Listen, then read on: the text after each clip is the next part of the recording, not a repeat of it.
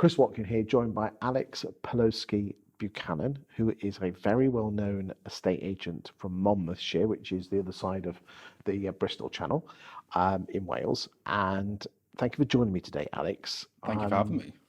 You are reasonably well-known on the estate agency circuit by being a prominent guild estate agent. You work for Archer & Co., which are, again, a good estate agency in that part of the world. And you're quite prolific on your social media. Today, I want to talk to you about your story as an estate agent, the ups and downs, the trials and tribulations, and what's worked for you and what hasn't. So people watching this, the estate and letting agents in the estate and letting agency land, can learn from your mistakes and also your successes. Is that okay? That's perfect. Good stuff. So growing up as a child, did you want to be an estate agent?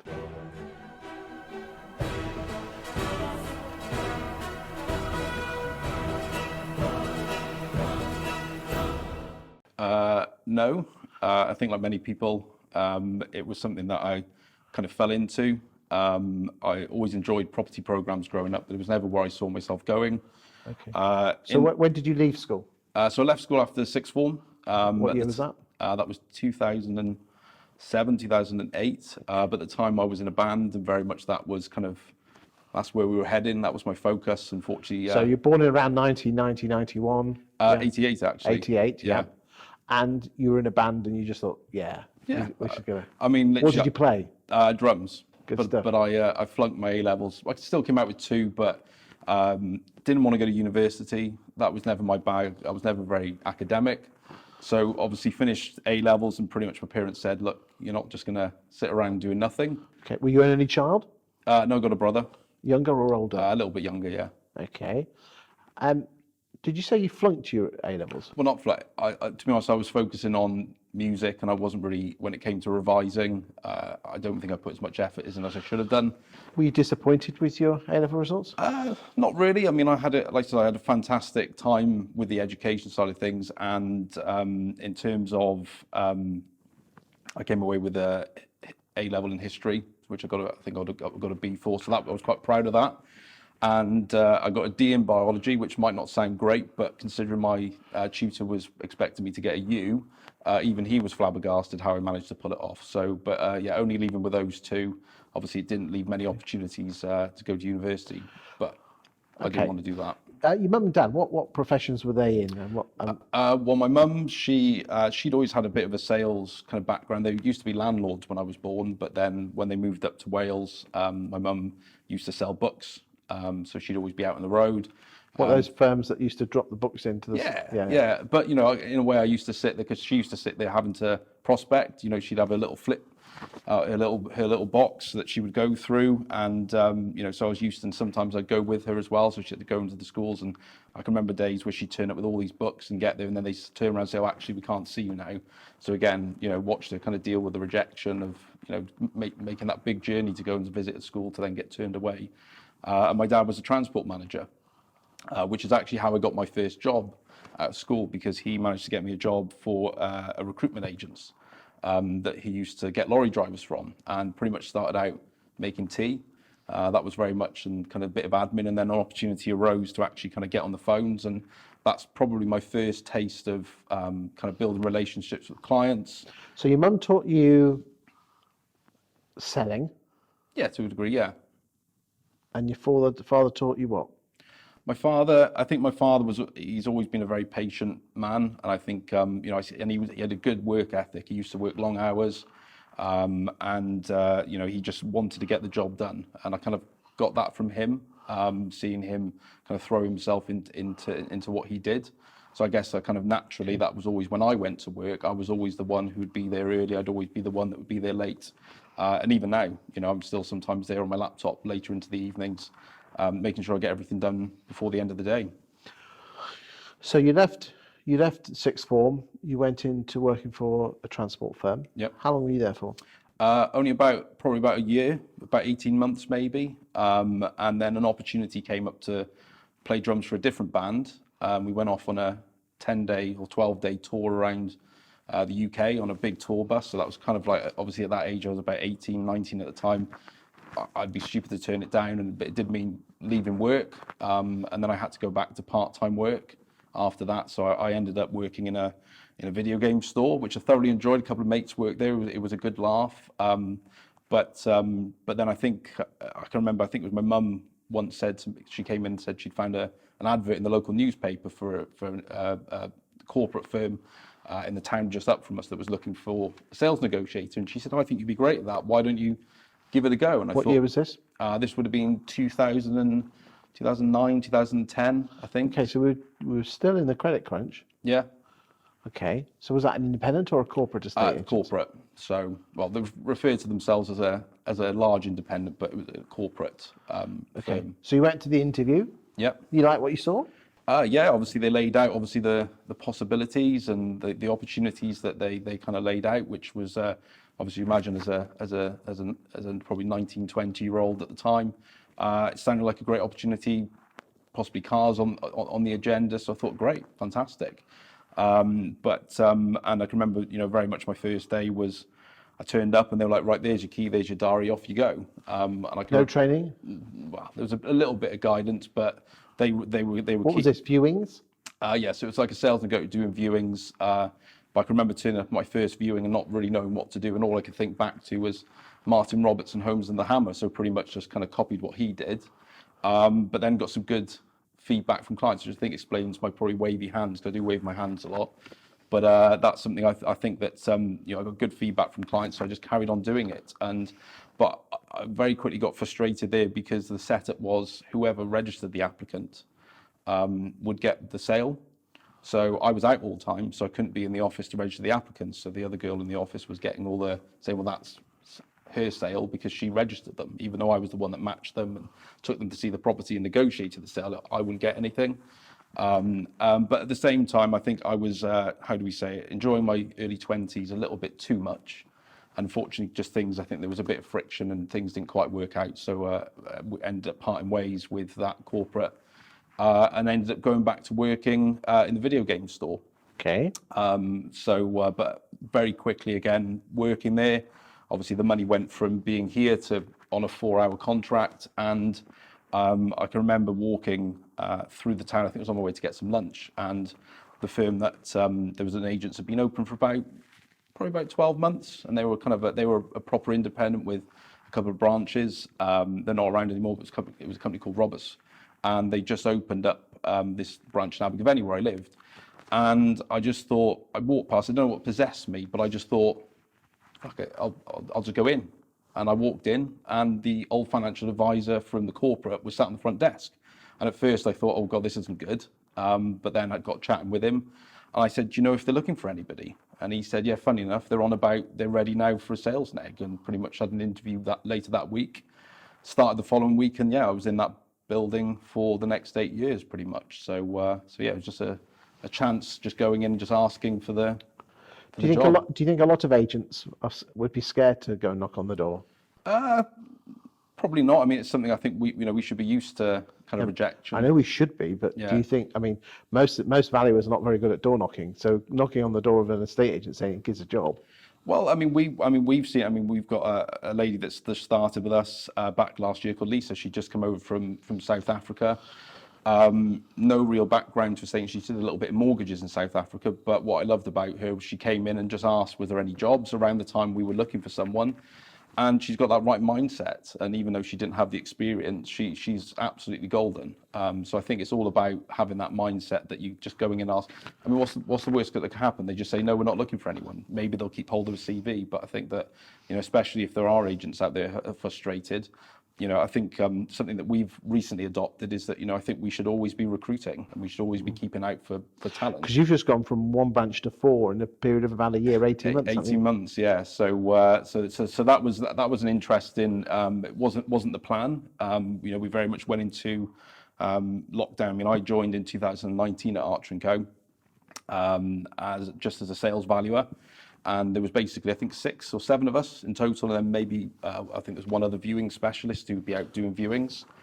And so obviously along came the pandemic, and myself, Joe, and Jill carried on working through, which I think did us some favours, because we ended up, I think, with about 24 properties ready to list, because we were still doing virtual valuations throughout lockdown. Obviously, there was lots of opportunities where other agents shut, so we were speaking to their clients.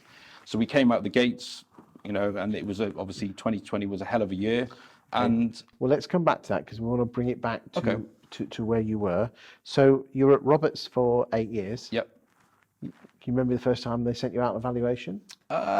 Yeah, I can remember it was pretty much obviously a bit of shadowing, but I think very much the valuing back at that stage was very much go out, talk about your market share, fees 1%, the property will go online, and that was it, and just have a chat with them. And I did well, but I think for me, I think the biggest eye opener was when we went on a training session. I think it was with Julian O'Dell, and I very much thought, at that point, I'm a great valuer. But actually, when you went to this training session, it was quite an eye opener. Actually, when they were telling about, obviously, Julian was talking about building rapport and how to conduct the valuation and structure. And I came away from it thinking, there's so much more to this, and it kind of fascinated me. And I remember going away and writing loads of notes down, and kind of I went in and put that in place. And that was my first, I think, probably the first stage I actually realised I'm not beyond learning. I think it's very easy to think that That's quite an eye opener, because most valuers, employed valuers, just expect it given to them on the plate. They won't even pay for their own training. No. And we were lucky enough that Julian came down and gave the whole company a training, but I know that there was people in that room that left there going, I am being told how to suck eggs.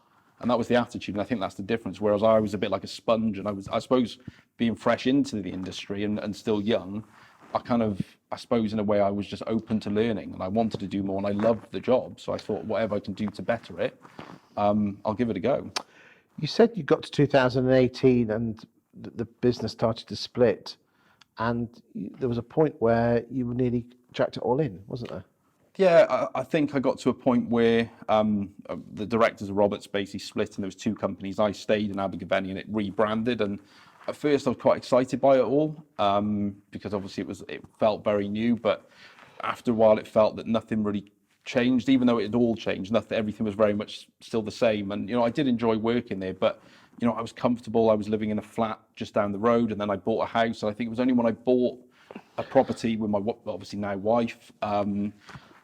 Obviously, living costs went up, and all of a sudden I found I was in a situation where I could barely pay to put fuel in the car. I was putting everything on credit cards.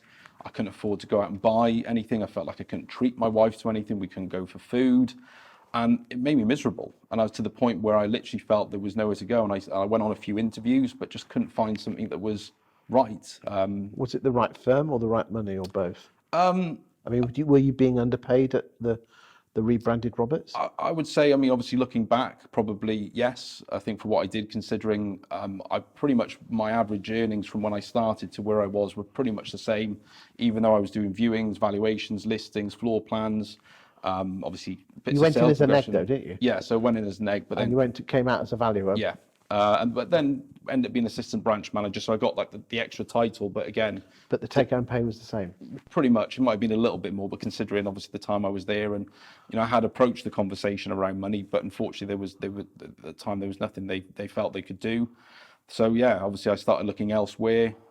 Almost fell back into working for another independent corporate.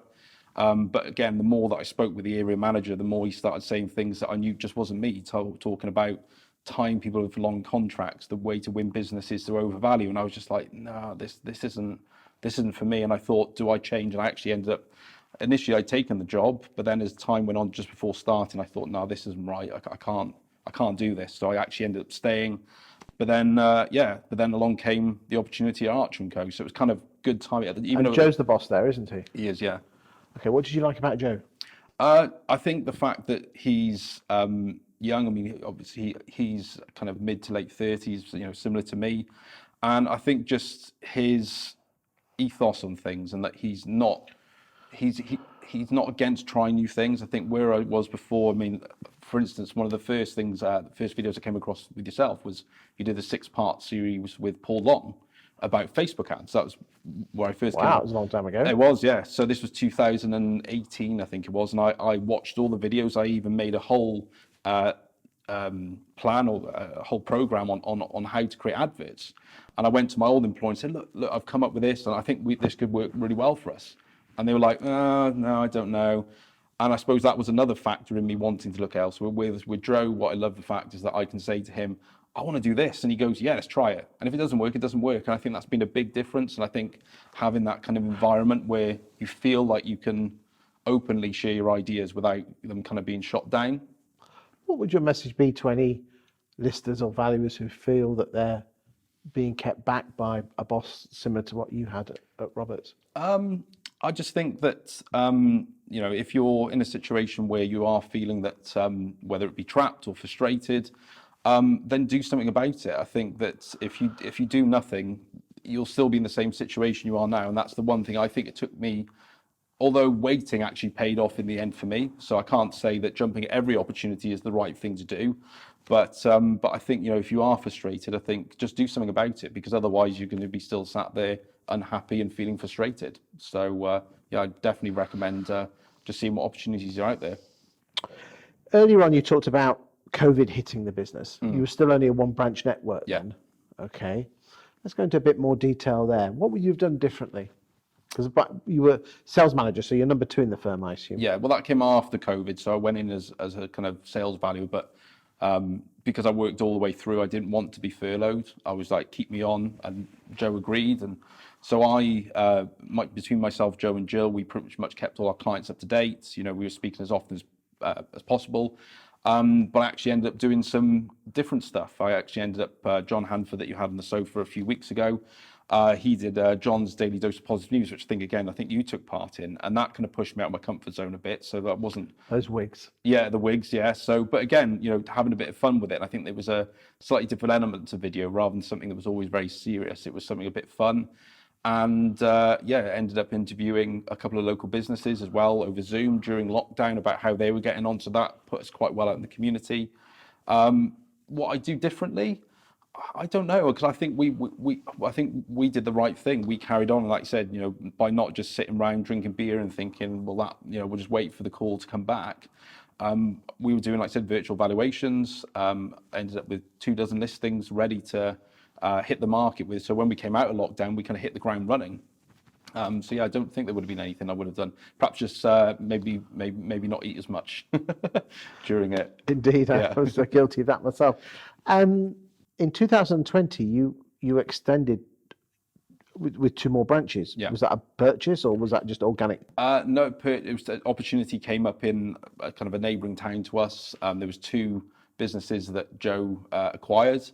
But we combined them into one office, so that enabled us to kind of spread out. And for a good while, I was valuing between the 2 branches, but that branch took off, which was great to see. And then very quickly followed after that, we had another opportunity arise in Ross-on-Wye, which was our first, if you will, office in England, heading into Herefordshire. So again, that was a good opportunity to get into that market. And again, that office has grown. And then only then recently, we've taken on a 4th office. And amongst all that, we've also had 2 self-employed associates come and work for the model. So we've got both employed and self-employed agents working under the Archer & Co umbrella. The self-employed model, what made you go down that route? I think it was obviously the opportunity to open up into an area where you didn't necessarily need a high street branch, and I think it's really worked a treat in an area where nobody else was doing that. I think it was certainly something that's worked well. We've got Jack in Newport and Zara in the Forest of Dean, and it suits their lifestyles, it suits them, and they're both very good agents. And Jack, for instance, I think he joined us. I think it was the day before lockdown he'd left an employed job, and his first day was literally the first day of lockdown with us. So not great timing, but fair play to Jack because of, again, that work ethic. He spent the whole lockdown writing letters to every home that was on the market in his area. So there was a couple of agents just shut. So for the 3 months they were shut, they probably had 3, 4, 5 different letters off Jack. So again, he built up a pipeline of people. So when the market did finally reopen, they switched straight to him. So he came out the gates flying. And I know you don't manage them, but do the self-employed agents talk to you or talk to Joe? Both of us. I mean, very much my kind of role became to kind of help them where I could, but obviously I was very busy with valuing and everything myself. You know, we would hold meetings, little training sessions. Because how do you motivate someone that you can't tell someone what to do? In terms of motivate, I think the best thing to do is obviously just being, if we're in touch with each other, doing things like video, for instance. That was a big thing for us because I was very much the first one that did it. And you know, as soon as we started seeing the results from them, they weren't overly keen to do it to start with, but then it was great seeing them slowly doing it and them getting the results from it. So kind of, I suppose, just trying to be that person leading the way a little bit, which I think definitely, like I said, obviously it helped us in the business and was probably a big factor in us growing. How do you balance the fact that you're both a sales manager and a valuer at the same time? I mean, pretty much the sales manager valuer role was kind of much for muchness. So it was a kind of, it's the same kind of thing in the business. So I was initially just doing sales manager for Chepstow and valuing.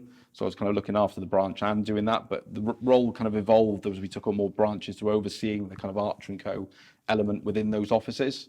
And yeah, it's a lot to manage. It is a lot to manage. And it's kind of had to get better at time management. It's probably one of my worst traits is time management, but it's just, like I said, with time, it's just, and I enjoy it, and it did mean later nights, and it did mean earlier mornings, and because you only just got married in 19, didn't you? yes, yeah. How would you do things differently with what you know now with regard to being a valuer, but also being responsible for the sales I think probably in multiple branches? Yeah, I mean, I think probably spending a bit more time with them. I mean, it was very difficult at the end of 2020 because when we took on the 2 branches and started employing, it was around the same time when the second lockdowns came in. So we didn't want to cross-pollinate. So whereas normally I would have probably said, I'll go and spend more time in those branches. In hindsight, whether I still would have perhaps should have done that a bit more, but it was always through the fear of if we cross-pollinated, or what if 2 offices went down. But probably in hindsight, probably should have spent a bit more time with those new offices. But again, it's just lessons in learning, really. And how do you motivate someone that you can't necessarily be there all the time with?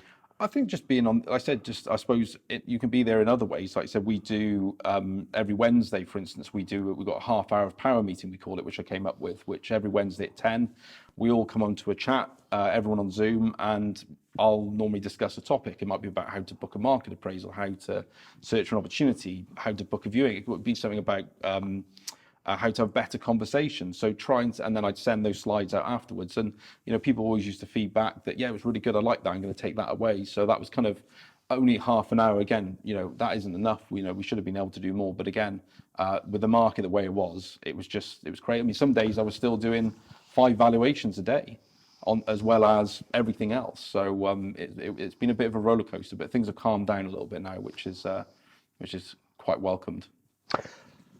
And where do you see your future in Archer & Co? Well, like I say, I think obviously me and Joe, I think Joe's, you know, Decent lad. he is, and I like him. And I think that what I've always liked about him is that the fact that he will allow me, like I said, he's allowing me to get involved in things without kind of really having to ask me. And I'm always been a person where I always feel like I should be doing better and more. So I kind of naturally kind of evolved into these little roles and doing more and taking on and asking for things to do. So yeah, you know, I see myself pretty much embedded in Archer & Co now, and I'm excited to grow it further. I don't think there's anything immediately on the cards, but obviously who knows where the future lies. But I see myself being a very integral part of that. So in the coming years. Thank you for your time today. No, thank you very much, Chris. Cheers.